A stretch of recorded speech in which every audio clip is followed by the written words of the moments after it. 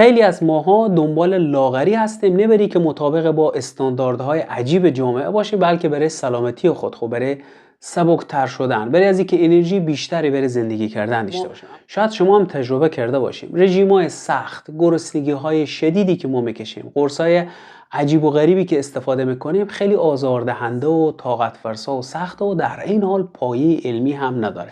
گاهی مسیرها بیشتر از اینکه برای ما کمک کننده باشه باعث خستگی و ناامیدی در ما بشه. اما امروز قراره در این ویدیو در رابطه با یک راه خیلی ساده، یک راه بدون عوارض، یک راه طبیعی و در این حال خوشمزه و 100% قابل اجرا در خانه صحبت کنیم که در حقیقت یک نوع نوشیدنی چربی سوزه. راه حلی که از دل طبیعت میایه و هیچ گونه ساید افکت یا عوارضی هم نداره. سلام دوستای عزیز، امیدوارم سالم و سلامت باشین. خوش آمدین به یک ویدیوی جدید. ما امروز یک نوشیدنی چربی سوز برای شما معرفی میکنیم، فواید میگیم و در نهایت نحوه درست کردن از اون در خونه برای شما توضیح میدم که در حقیقت داخل سیب خالی شده، همونطور که در تصویر میبینیم سرو میشه.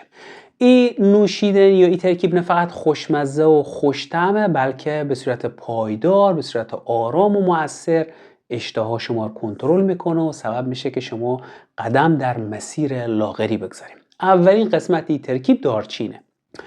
دارچین فقط یک چاشنی خوشبو و خوش عطر نیه. بدن ما وقتی قند خون بالا میره انسولین ترشح میکنه. انسولین به بدن کمک میکنه چربی ها رو ذخیره کنه، اونایی که لازم نداریم برای سوخت و ساز اونا رو ذخیره کنه. اما دارچین کمک میکنه که قند خون ثابت تر بمونه. نتیجه از اون چی میشه؟ باعث میشه که ولع به شیرینی خوردن در ما کم بشه، ما شیرینی کمتر بخوریم، ریزه‌خواری کمتر بکنیم، پرخوری در ما کاهش پیدا میکنه چون اشتهامون رو به صورت طبیعی کم میکنه.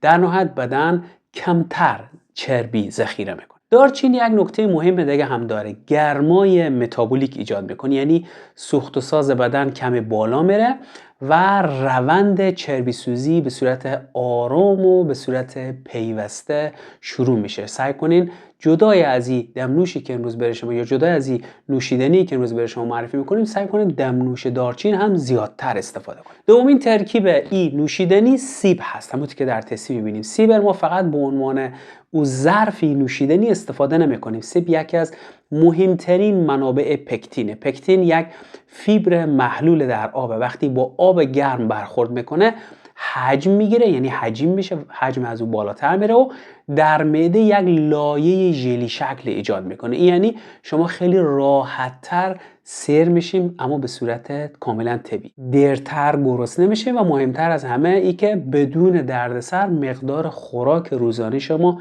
کم میشه. این دقیقاً همون کنترل اشتهای کاملا نچرال و طبیعیه، نه با نیروی اراده بلکه با هوشمندی غذایی قرار نیرو و فشار بیاریم. سومین ترکیب این نوشیدنی لیمویه. لیمو سرشار از ویتامین C همونطور که میدونیم و در حقیقت پر از آنتی اکسیدانته. ویتامین C در ساخت ترکیبی به اسم کارنیتین نقش داره. کارنیتین همون مولکولیه که چربی ها از سلولای چربی بیرون میکشه، اونا رو برمیداره و در دسترس بدن قرار میده تا اونا رو بسوزانه و استفاده کنه و به داخل بخشای تولید انرژی سعی میکنه اونها رو ببره تا اونها اونجا مصرف بشن. بدون لیمو این چربی ها فقط ذخیره میشن، با لیمو این چربی ها سوزانده میشن. سعی کنین لیمو هم بیشتر استفاده کنین. وقتی دارچین، وقتی سیب و لیمو به همدیگه میرسن 3 تا اتفاق طلایی همزمان رخ میده. اولی که قند خون این سه ترکیب با همدیگه که مخلوط میشن متعادل میکنن، باعث میشه که پرخوری و ولع ما به خوردن، مخصوصا به خوردن شیرینیجات خیلی کم بشه. یک کنترل اشتهای طبیعی و متعادل کننده قند خونه. دومی که احساس سیری طولانی مدت ایجاد میکنن.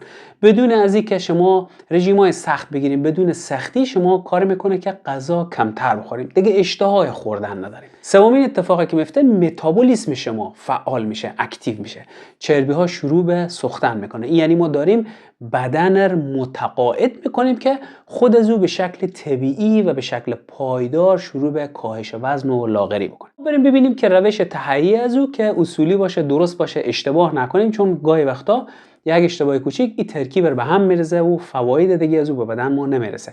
پس بریم ببینیم چجوری تهیه کنیم. یک یا اولی مرحله اینه که یک سیب سالم و متوسط انتخاب کنیم. دومی که قسمت بالا از اون همونطور که در تصویر می‌بینیم برش بدیم و داخل از اون با یک قاشق آروم آروم خالی کنیم و نگذاریم سوراخ بشه. سومی که یک چوب دارچین داخل از اون بگذاریم، کم آب داغ یا چای گرم داخل یا چای سبزی که گرمه، نه که جوش باشه، داخل از اون بریزیم. چند قطره آب لیموی تازه هم اضافه کنیم. 10 دقیقه حداقل زمان بدیم تا طعم‌ها از این آزاد بشه و همه با هم دیگه مخلوط بشه. بهترین زمان مصرف نیم ساعت قبل از صبحانه یا قبل از وعده غذای شما در نهار یا در شام. این زمان باعث میشه پکتین در معده کار خود شروع کنه و شما کنترل اشتهای فوق‌العاده داشته باشیم. همیشه از دارچین چوبی استفاده کنیم. این خیلی مهمه، دقت داشته باشیم که از آب جوش هم استفاده نکنیم. آب فقط باید گرم باشه. اگر مزه از او کم تند بود، یک قاشق عسل هم در لحظه‌ای که ما مصرف کنیم به او اضافه کنیم.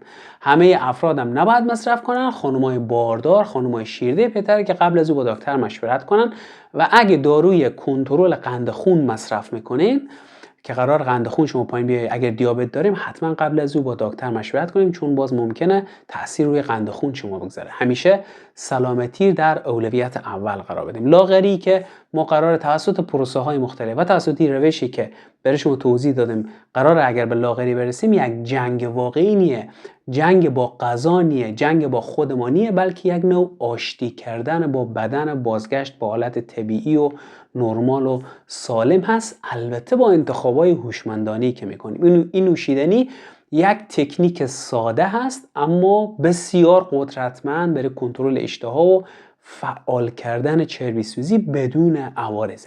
اگر هر روز فقط همین یک کار رو انجام بدیم یا این کار یا مشابه از اینا رو انجام بدیم، به مرور نتیجه میگیریم که همیشه دنبال از او بودیم و از نتیجه از او متحیر میشیم. اگه این ویدیو برای شما جالب بود حتما کانال رو سابسکرایب کنیم. اگه تا حالا کانال سابسکرایب نکردیم لایک کنین و اگر نظری داشتین، تجربه داشتین در کامنت ها بنویسید و اگر علاقه دارین در رابطه با موضوع ویدیو درست بشه حتما در کامنت ها بنویسید. دقت کنین که از آب جوش استفاده نکنین. همونطور گفتیم یک سیب خالی کنیم، داخل از او یک چوب دارچین بگذارین، کم آب ولرم نه آب جوش، چون آب جوش ترکیبات سیب همچنین تاثیر خیلی بدی روی لیمو داره، ویتامین سی در حرارت بالا از بین میبره. کمی آب ولرم بریزیم، چند قطره یا یک قاشق یا 2 قاشق آب لیموی تازه هم به اضافه کنیم، 10 دقیقه زمان بگذاریم و بعد این نوشیدنی نوش جان کنیم. میتونیم اون سیب رو هم کامل نوش جان کنیم.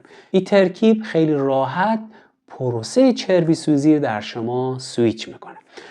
تشکر از شما که تا پایان ویدیو با ما همراه بودیم. بازم اگر سوالی داشتین حتما در کامنت ها بنویسید. موفق باشین. خداحافظ.